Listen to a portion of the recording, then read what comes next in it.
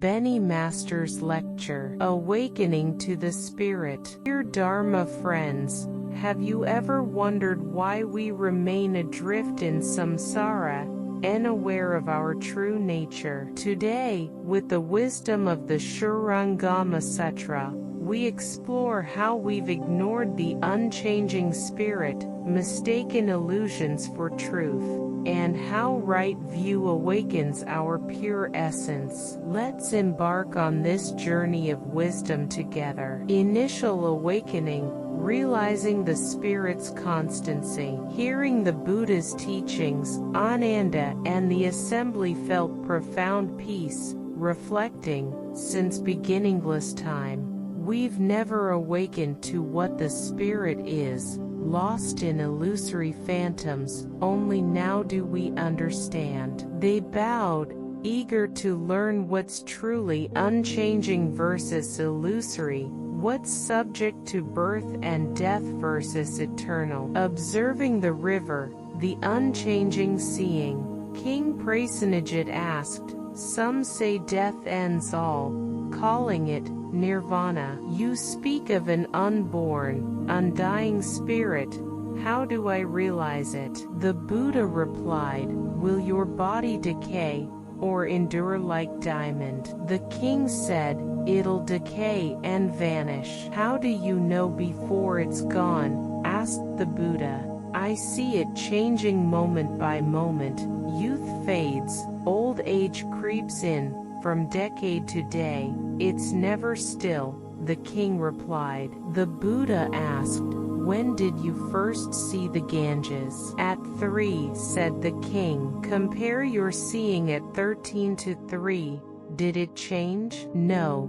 Even now at 62. It's the same, he answered. The Buddha affirmed, exactly. Your body ages, but your seeing doesn't. What changes is born and dies. What's constant neither ages nor perishes. The assembly rejoiced, grasping that the spirit endures beyond the body's rise and fall. Inversion, mistaking the false for true. Ananda bowed, if the spirit that sees and hears is unborn, why did you say I lost it, inverting the false for the true? The Buddha lowered his arm, fingers down, asking, is my hand upright or inverted? Ananda said, people call it inverted. What's upright then? Asked the Buddha. Fingers up, Ananda replied. The Buddha raised his hand. Upright and inverted are just a shift in direction. I'm all-knowing, you're inverted. Where's the inversion? Ananda and the assembly were stumped. The Buddha explained, body, mind, and world arise from the spirit, yet you ignore it, chasing its fleeting manifestations as you. The spirit, unborn and constant, is overlooked as deluded habits weave karma, clinging to illusions as real. You mistake this chaos for your mind. In truth, all, your body, thoughts, mountains, rivers, are images within the vast sea of the spirit. You fixate on a bubble, ignoring the ocean. How pitiable, pointing to the moon, beyond clinging. Ananda wept. I hear of the spirit,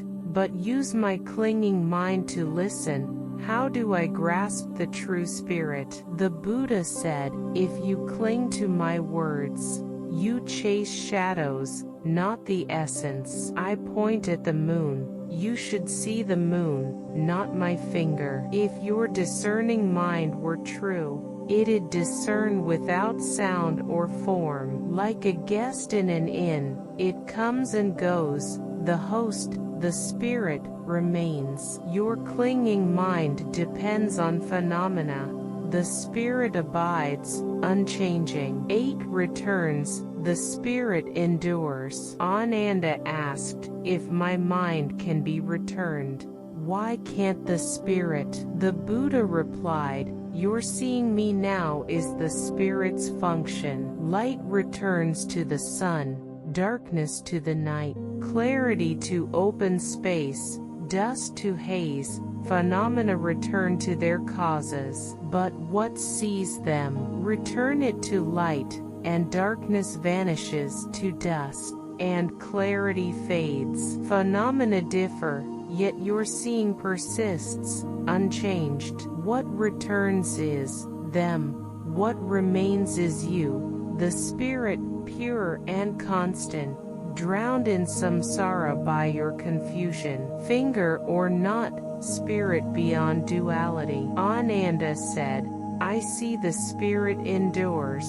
But why is it my true mind? The Buddha explained, with my power, you see vast realms. Anrita sees the earth like an apple. Bodhisattvas see 1,000 worlds. Buddhas see boundless realms. Yet ordinary sight is mere inches. Mountains, rivers, beings, these are phenomena, not you. Your seeing, ever present and unchanged, is the spirit. Why ask me instead of realizing it? Scope of seeing, unaltered by conditions. Ananda asked, if the spirit is me, why does my seeing shrink from heavens to this room? Does it expand or contract? The Buddha said, the spirit sees all, but your karma shapes its scope, not expansion or contraction. In a square box, space is square. In a round one, it's round. Is space fixed or fluid? Neither fits perfectly. Remove the box, and space is boundless.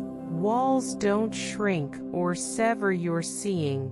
Peek through a hole, and it connects seamlessly. Your seeing's range reflects your karma, not the spirit's nature. Manjushri's insight, beyond is and isn't. Manjushri bowed, we still don't grasp the unborn spirit versus fleeting phenomena. The Buddha said, in Samadhi, Buddhas see no seeing, no seen, no delusions, just manifestations of the spirit and karma. Is there another Manjushri? Is, or isn't, misses it. Phenomena neither are, nor aren't the spirit, chasing, this, or, not that, is delusion, not the ever-present spirit. Conclusion, seeing through the 5 aggregates. The Buddha concluded, Ananda, the 5 aggregates, form, feeling, perception, formations, consciousness, are illusions, dreamlike and fleeting, rising from the spirit. Seeing their falsity cuts samsara's roots. Dear friends, the spirit shines unchanging. The 10 good deeds steady us. Discernment reveals truth, awakening the true mind. May we heed the Shurangama's call. Distinguish truth from delusion to awaken the true mind, and ignite the realization of its imperishable wonders. Blessings for this sacred encounter.